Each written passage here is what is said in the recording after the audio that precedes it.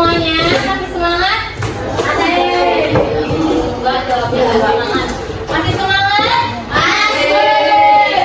Sebelum kita mulai pembelajaran pada pagi hari ini, agar kita diberikan kelancaran dan ilmu yang bermanfaat, mari kita berdoa dulu.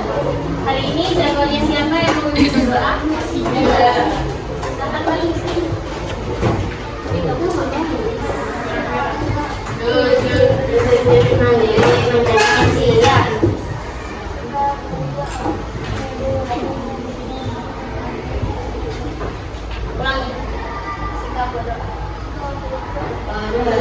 Tuhan dengan kepala ditundukkan. A'udzu billahi minasyaitonir rajim. Bismillahirrahmanirrahim. Rabbi zidni ilma warzuqni fahma. Amin ya rabbal alamin. Hari ini ada yang tidak masuk? Ini siapa? Silvi. Tinggal lagi. Sehat semua hari ini? Ada yang sakit? Kemarin kan kita sudah belajar tentang apa? Bencana alam. Kemarin bencana alam di Indonesia ada apa aja? Tsunami. Gempa bumi kemarin diakibatkan karena apa? Lempengnya kenapa? Itu jawabnya kemarin banyak karena dia lempengnya bertabrakan atau berdekatan atau lempengnya berdekatan, itu yang mengakibatkan terjadinya bencana alam. Nah, hari ini kita akan belajar tentang kerusakan lingkungan. Pembelajaran yang harus kalian capai pada hari ini, yang pertama nanti kalian harus bisa menjelaskan faktor kerusakan lingkungan di daerahnya masing-masing. Lalu yang kedua, kalian nanti dapat mendesain rancangan kerajinan apa yang dapat memanfaatkan limbah plastik atau limbah yang mengakibatkan kerusakan lingkungan tadi. Lalu yang ketiga, nanti teman-teman harus bisa melaksanakan kegiatan berkelompok dengan aktif. Nanti kita kemarin sudah beritahu kalau kita nanti akan melakukan kegiatan berkelompok. Nanti kelompoknya ustazah atau tidak sama kayak kemarin. Oke, ustazah tanya dulu, kalau kemarin kan kita belajarnya tentang bencana alam. Kalau bencana alam itu diakibatkan oleh apa? Alam. Kalau manusia itu berarti bencananya bukan bencana alam, tapi bencana buatan. Nah, kalau banjir itu termasuk bencana alam atau bencana buatan? Alam bisa, buatan bisa. Kalau buatan berarti diakibatkan oleh manusia. Faktor manusia. Kalau faktor manusia, kenapa bisa banjir? Selain membuang sampah sembarangan, menebang pohon secara liar di hutan, lalu apa lagi? Ada lagi loh. Apa? Pembakaran hutan bisa. Lalu ada yang rumahnya dijoglo. Tahu berita yang kemarin banjir di Joglo itu? Di apa namanya? Di jembatan apa tuh yang Joglo itu loh? Tahu kanan. Itu kenapa bisa banjir? Selain karena hujan, itu kan faktor alam. Kalau faktor manusianya? Ayo, yang tahu nggak? Itu karena kan dia pembangunannya baru ya. Nah, yang bangun itu tidak memperhatikan penyerapan airnya, jadi dia bisa banjir karena resapan airnya tuh nggak benar, belum berfungsi dengan baik, makanya bisa banjir. Berarti kan itu ada faktor manusia.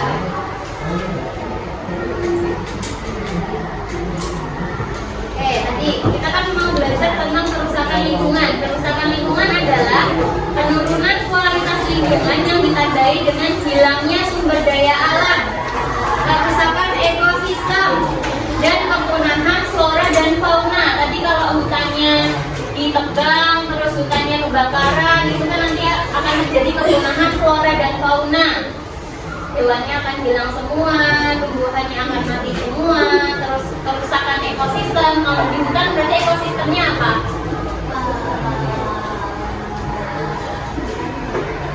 Ekosistem hutan. Kalau di sawah berarti ekosistem. Kalau di hutan berarti ada apa aja? Singa apa berarti? Singa apa? Hewan. Terus tumbuhan. Yang membentuk ekosistem itu kan kumpulan dari populasi. Berarti ada populasi hewan, ada populasi tumbuhan. Paham? Coba ulangi, kerusakan lingkungan adalah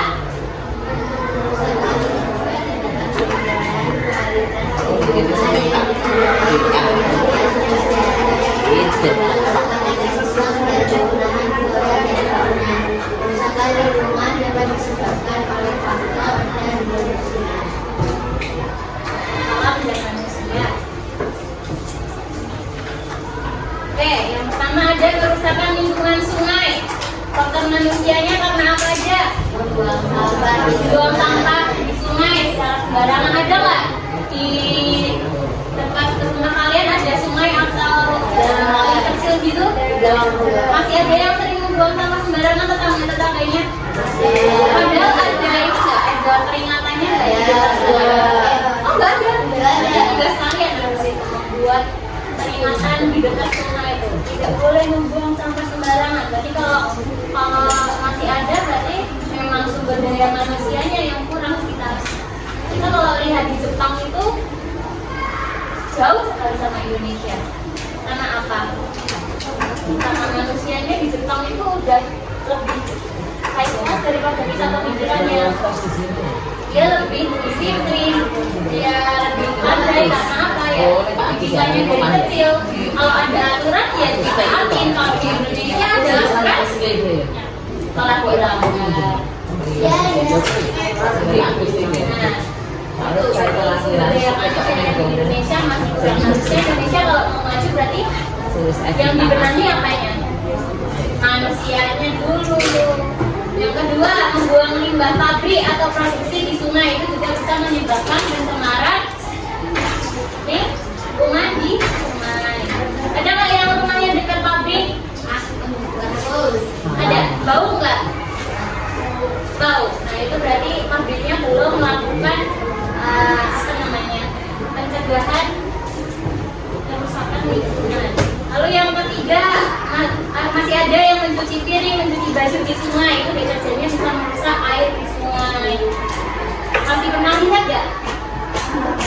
Dan jarang ya kalau di kota. Kalau di desa-desa itu masih banyak sekali.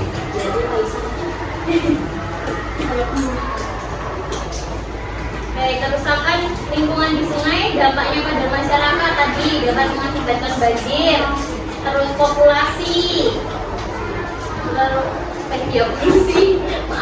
yang ketiga sumber airnya tercemar. Padahal kita itu kalau mandi PDAM masa nggak tahu? PDAM itu ini apa namanya, badan yang menyalurkan ini airnya ke rumah-rumah itu. Nah itu airnya dari mana? Dari sungai. Jadi dia harus melewati filtrasi dulu di PDAM. Kalau airnya tercemar, pernah nggak air rumahnya kalian keruh? Mungkin ada yang pakai sanyo. Kalau pakai sanyo berarti itu dari tanahnya sendiri. Kalau yang dari PDAM itu dari sungai. Nah itu masih banyak rumah-rumah warga itu yang airnya tercemar, kayak warnanya keruh, bau, itu karena sungainya sudah tercemar. Terus yang keempat, punahnya hewan yang ada di sungai. Jadi kalau limbahnya pabrik itu masuk ke air sungai, mati itu hewan-hewannya kayak ikan.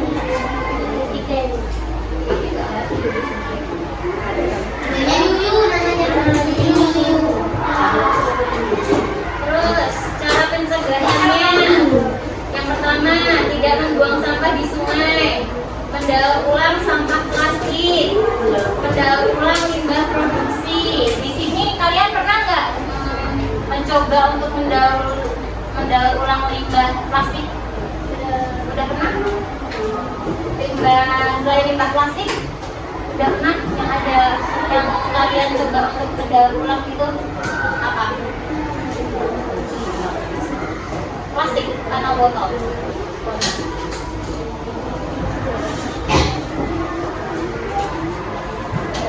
Nah ini kita penting ya, kita harus bisa recycle barang-barang yang udah gak berguna itu bisa dimanfaatkan kembali, bisa menambah nilai jual juga kalau kita bisa memanfaatkannya. Tadi kalau dari botol bisa dijadikan tempat pensil enggak? Nah itu bisa juga dijual kalau memang kreatif, nilai jualnya ada, seninya ada.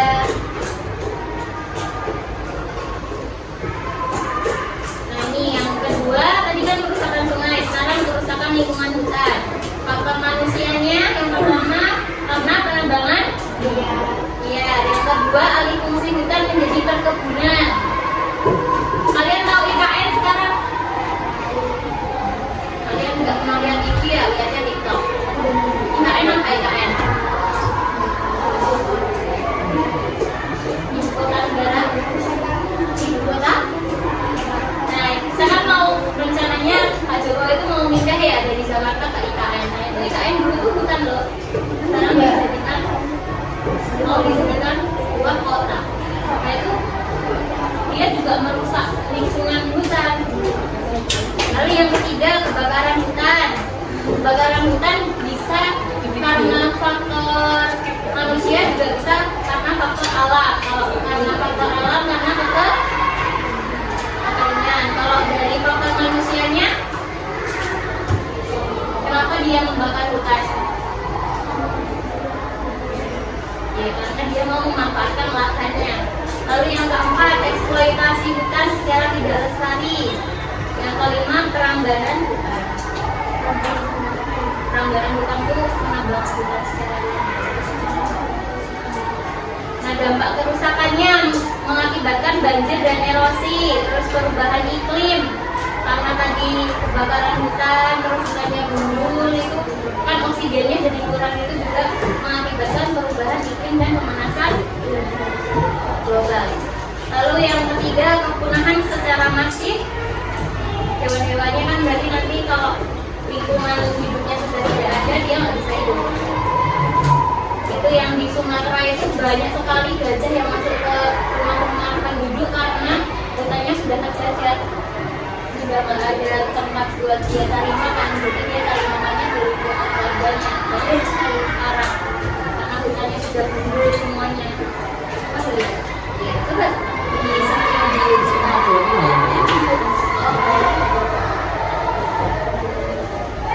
Lalu cara pencegahan kerusakan lingkungan di hutan, yang pertama dengan reboisasi hutan. Apa itu reboisasi? Penanaman hutan kembali. Lalu yang kedua, tidak menggunakan kertas secara berlebihan. Sekarang kan sudah zamannya IT ya, jadi kita bisa memanfaatkan teknologi yang ada. Jadi kalau dulu itu tugas-tugasnya masih isi kertas, sekarang bisa dikerjakan lewat Word, lewat softfile gitu. Lalu yang ketiga, mengolah limbah kertas menjadi barang yang bermanfaat. Sekarang banyak nih industri yang bisa mengolah limbah kertas. Nanti kita belajar, nanti kita tugasnya akan memanfaatkan limbah tadi, bisa limbah kertas, limbah plastik. Lalu yang keempat, tidak menebang hutan secara ilegal.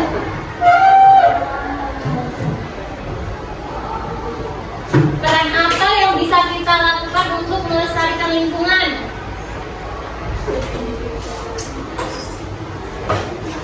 Coba Mbak.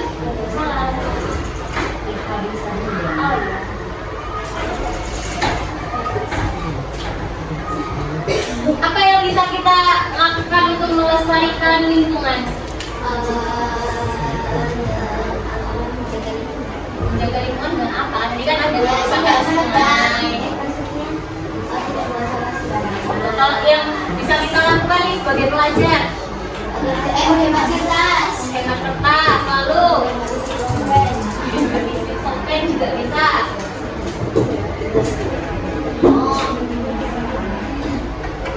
Sekarang waktunya kita untuk berkelompok. bagi kelompoknya. Kalau kemarin kalian bebas memilih, sekarang juga bebas memilih, tetapi Ustazah 1, 2, 3 boleh milih 5 teman dari 1, 2, 3. Paham? Jadi kelompok ini yang boleh memilih dari kelompoknya sini 5 orang. Paham? Dari yang 1, 2, 3 boleh milih dari kelompok ini 5 orang. Jadi satu kelompok 5 orang. Jadi yang 1, 2, 3 cari temannya dari kelompok sini. Kalian juga cari temannya dari 1, 2, 3. Kalau yang dari kelompok 1, 2, 3 sama yang 1, 2, 3. Paham? 1 menit untuk memilih teman dan tempatnya segera ditentukan ya. Nanti tugasnya silakan dulu saja. Nanti tugasnya kalian membuat rancangan kerajinan yang memanfaatkan limbah, boleh limbah plastik, boleh limbah kertas. Nanti Ustazah bagikan tab. Nanti tulis alat bahannya dan cara membuatnya di lembar KPT yang Ustazah bagikan. Oke, Ustazah berikan waktu 1 menit. Yang belum dapat kelompok nanti maju ke depan. Aku. Cari dulu temannya.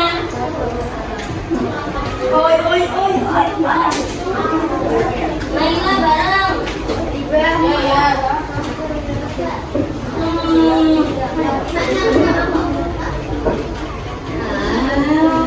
Bermakin.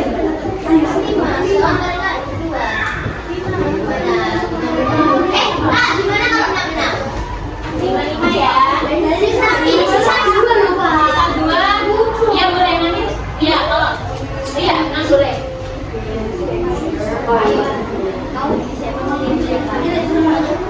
Ya kalian yang pilih.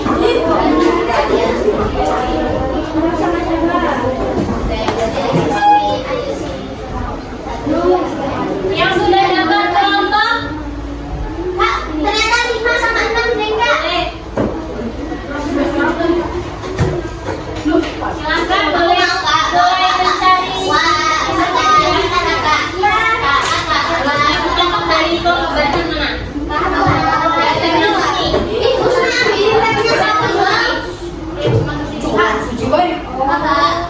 Nah ini udah. Mana kelompok lagi?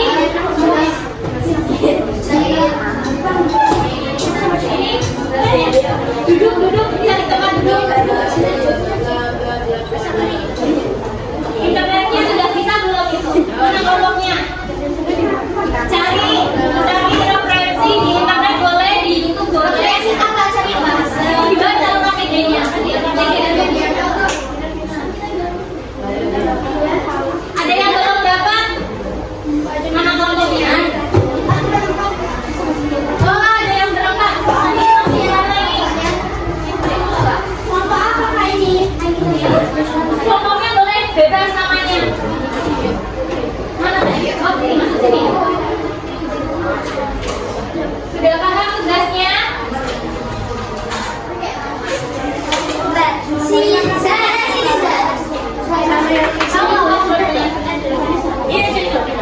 Sudah tahu password Wi-Fi-nya? Dibuka aja.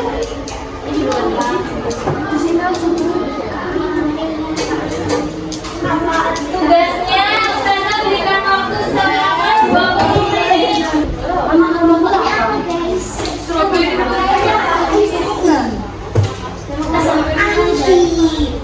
Bapak mungkin lah. Dia ikut.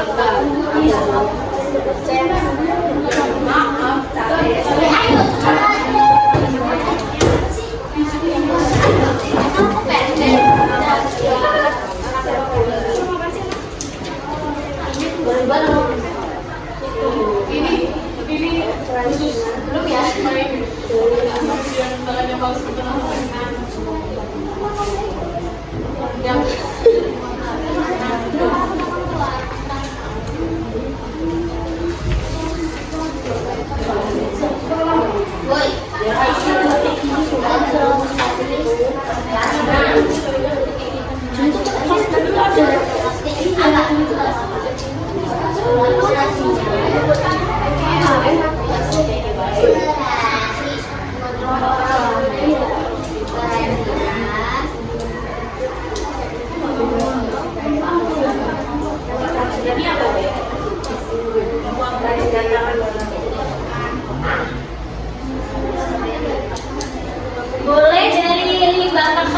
mau limbah, cari ide, cari caranya, cari bahan-bahannya yang mudah-mudah saja.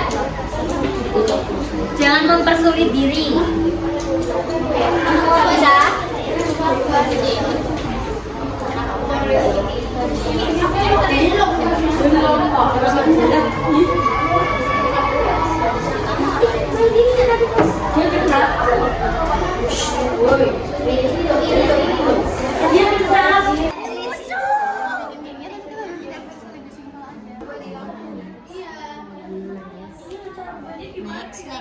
Next. Selanjutnya XXA.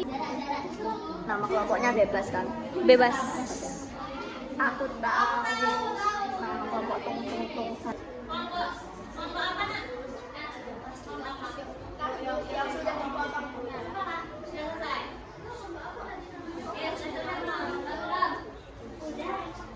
Sudah boleh berdiri, nanti dibacakan. Ayo, diri.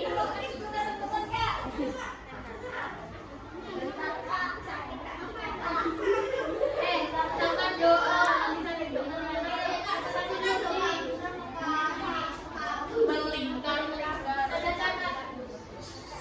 Dibacakan. Berdiri. Dari Imam apa?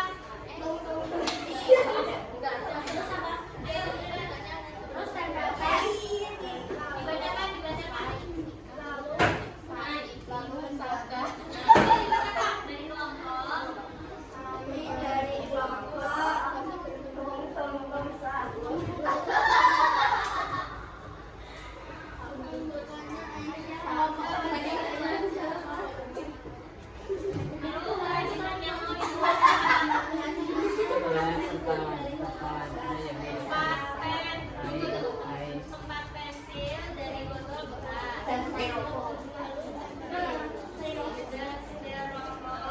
Alat dan bahannya. Botol bekas. Terus air.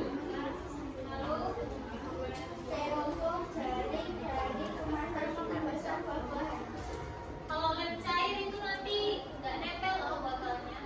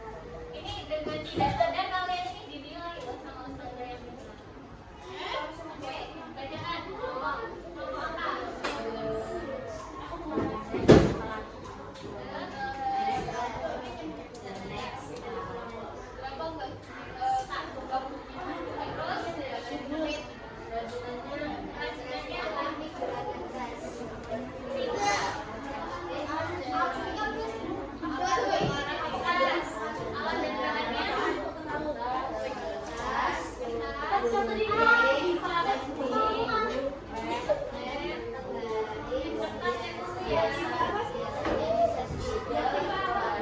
origami cara biasanya apa? Apa sih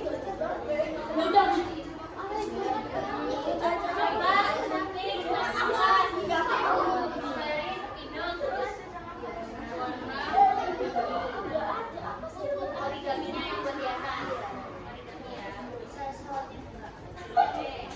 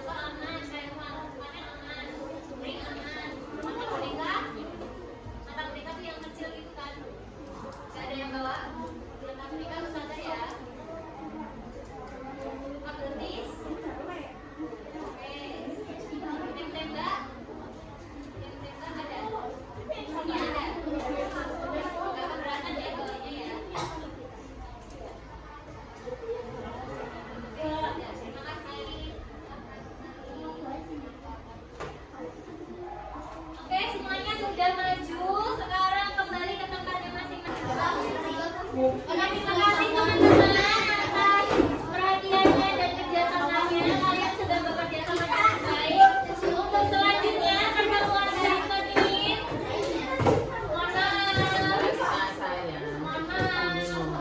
Untuk pertemuan dari Senin besok jangan lupa alat dan bahannya dibawa ya, kecuali yang tadi keberatan untuk membawanya nanti saya bawakan. Sudah dibagi semuanya? Silakan dibagi dulu yang belum. Dicatat di bukunya apa aja yang perlu dibawa untuk hari Senin besok kita praktek membuat kerajinannya nanti bersama Ustazah Alika. Oke, nanti kelompoknya tetap sama untuk yang hari Senin. Oke, Ustazah tutup dulu pertemuan pada pagi hari ini. Terima kasih semuanya. Gimana perasaannya? Senang nggak? Terima kasih semuanya. Salam tutup dengan salam. Wassalamualaikum warahmatullahi wabarakatuh.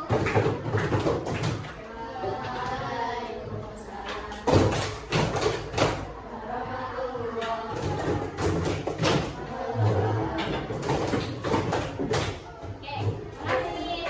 Nama PD-nya jangan sampai hilang, disimpan besok Senin dikumpulkan Pak Ustazah.